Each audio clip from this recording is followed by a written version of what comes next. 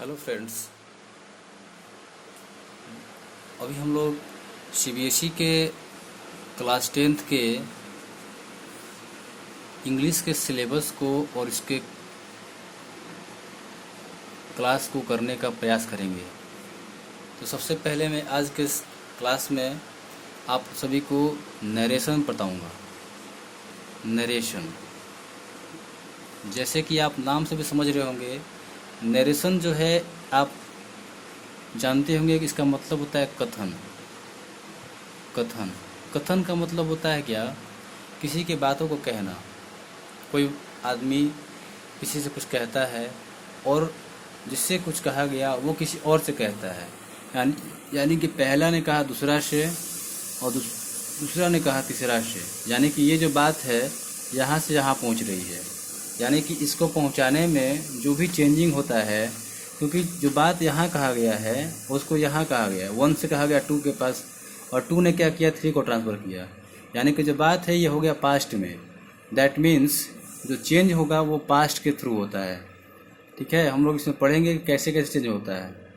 तो first of all ध्यान देते हैं कि नरेशन जो है मुख्य रूप से इसको हम लोग नरेशन को 2 भागों में कैटेगराइज करते हैं।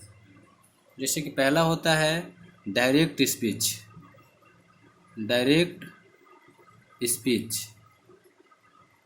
और सेकंड होता है इनडायरेक्ट स्पीच। ये 2 तरह का होता है नरेशन। स्पीच का भी मतलब होता है नरेशन। स्पीच और नरेशन आपको बुक में अलग अलग कभी कहीं मिलेगा, तो कंफ्यूज नहीं होना है। स्पीच भी नरेशन ही है और नरेशन भी स्पीच ही है, बोथ आर सेम। तो नरेशन के 2 प्रकार होते हैं, डायरेक्ट स्पीच और इनडायरेक्ट स्पीच। जैसे कि कोई व्यक्ति अगर बात कहता है और उसी के बातों को ज्यों कहते हुए रखा जाता है तो उसको बोलते हैं डायरेक्ट स्पीच। और इसी को अगर इनडायरेक्ट फॉर्म में दिया गया, अप्रत्यक्ष रूप से दिया गया, तो उसको बोलते हैं इनडायरेक्ट स्पीच। ओके, देन एक एग्जाम्पल से हम समझने का प्रयास करते हैं कि ही सेड टू मी। इसको देखिए लिखते कैसे हैं, he said to me, comma inverted comma, you are my friend. ये आपका हुआ नरेशन का तरीका लिखने का। He said to me you are my friend. Okay, और समझने का प्रयास करते हैं कि यहाँ पे 2 पार्ट है। ये हुआ आपका डायरेक्ट स्पीच, ये जो हुआ आपका क्या हुआ, डायरेक्ट स्पीच हुआ, ये जो हुआ। और डायरेक्ट स्पीच को हम लोग कैसे चेंज करेंगे? तो डायरेक्ट स्पीच हुआ तो इसमें 2 पार्ट हो गए, यहाँ से यहाँ तक हो गया। इसको बोलते हैं रिपोर्टिंग स्पीच। इसको हम क्या बोलते हैं, रिपोर्टिंग स्पीच। ठीक है, इसको बोलते हैं रिपोर्टिंग स्पीच। और यहाँ से यहाँ तक जो आपका हुआ इसको बोलते हैं रिपोर्टेड स्पीच। इसको हम लोग क्या बोलते हैं, रिपोर्टेड स्पीच। या फिर हम इसको रिपोर्टिंग वर्ब भी बोलते हैं, रिपोर्टिंग वर्ब भी बोल सकते हैं। अब बात करते हैं कि रिपोर्टिंग जब वर्ब बोलेंगे तो रिपोर्टिंग वर्ब होता है कौन सा है, तो ये होता है रिपोर्टिंग वर्ब, शेड। और इसमें जो क्या होता है, ये होता है पूरा रिपोर्टेड स्पीच, यहाँ से लेकर के यहाँ तक पूरा जो कर दिया है इन्वर्टेड कॉमा के अंदर, ये अब कौन सा है, रिपोर्टेड स्पीच है। ठीक है, अब बात करते हैं क्या कि हम लोग उसमें चेंज करना होता है कि डायरेक्ट स्पीच से इनडायरेक्ट स्पीच में हम लोग चेंज कैसे करेंगे। ठीक है, तो चेंज करने के लिए हम कुछ यहाँ पर रूल देखते हैं कि चेंज होता है कैसे कैसे। तो देखिए ध्यान देंगे आप लोग कि डायरेक्ट से इनडायरेक्ट में चेंज करना होगा तो क्या करना पड़ेगा, तो कुछ इसका रूल होता है।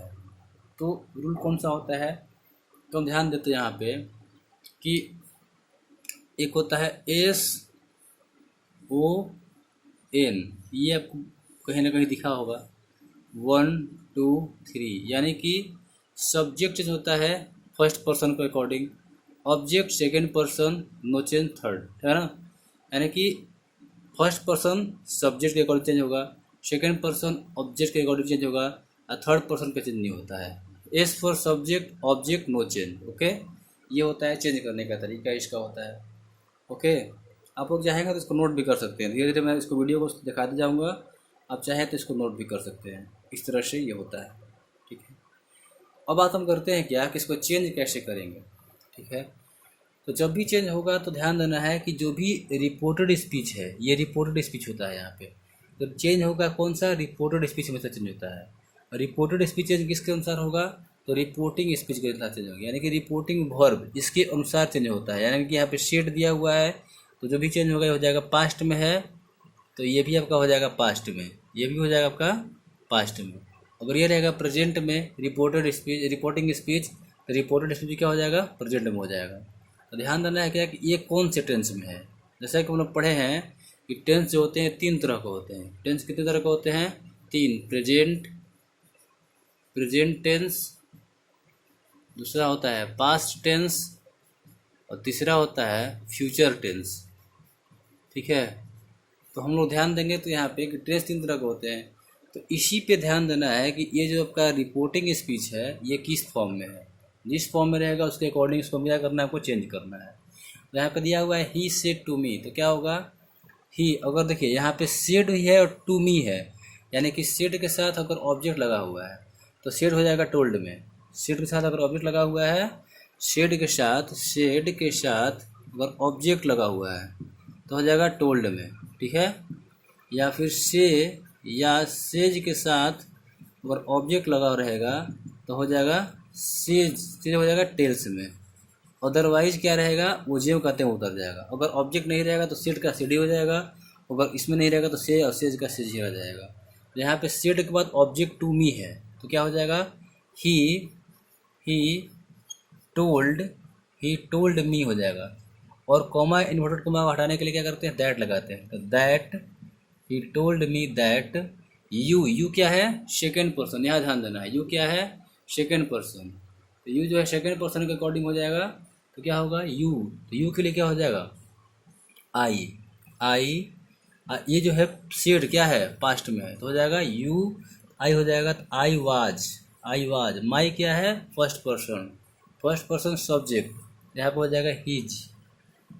आई वाज हिज और friend, I was his friend. This is the complete example, I was his friend.